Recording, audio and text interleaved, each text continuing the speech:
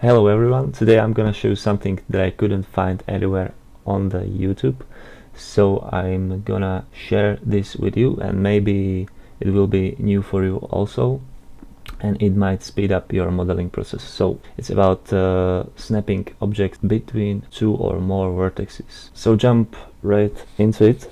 First of all, you have to turn on your snap transformation, choose vertex, snap element, and choose active snap target, and we are gonna snap this window right between this and this vertex.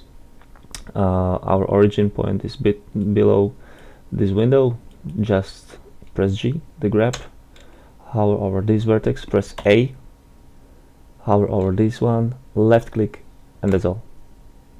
Right? So you can have this window right between those two vertices, this origin point, and that's all. You can do it in edit mode and object mode. It's really good. Just use it. Have a nice day. Goodbye.